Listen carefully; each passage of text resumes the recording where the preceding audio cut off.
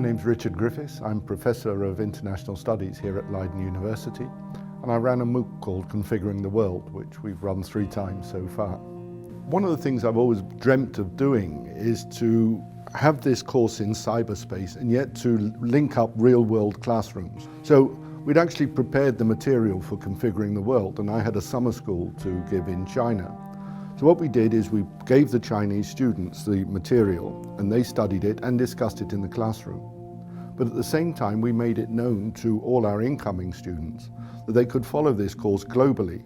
So they followed it rather like the international classroom. And the students introduced themselves with photo bios, joined in the forum together, and in a way we connected this virtual world to a real life situation in China, where the students in China described their world, their background for the foreigners, and the foreign students in the rest of the world did exactly the same. So you had this unique opportunity that you couldn't get in a physical classroom. So once you've actually done the writing of the course and stood in front of a camera and recording it, almost everything else around you just takes place. I mean, it's fabulous.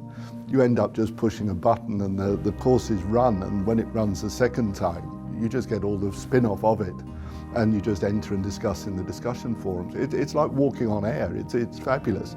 So it's a question of just taking out the time in your schedule to write up your material in a way that students can understand it, because you're talking to a student one-to-one. You're across a table from the student, so it requires some adaptation in the language that's used and also in the tempo. But you can make these quite intense because the students can slow it down, listen to it again if they like, if they don't understand it.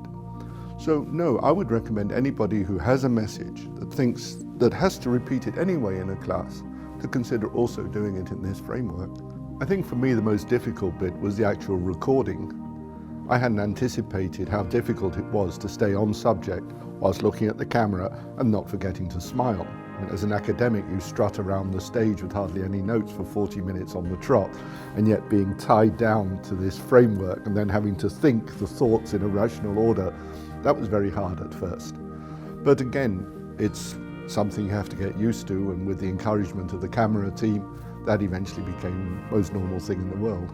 But at the beginning, yeah, second takes, third takes, fourth takes, you forgot to look at the camera, you forgot to smile. Yeah, that was hard. The course Configuring the World is now translated into 9 languages, done for free, by the people who felt so connected to the course and the topic and to each other that they were willing to translate the equivalent of a 30,000 word textbook. I think that speaks volumes of the connectivity you can have with that virtual classroom in a real world situation.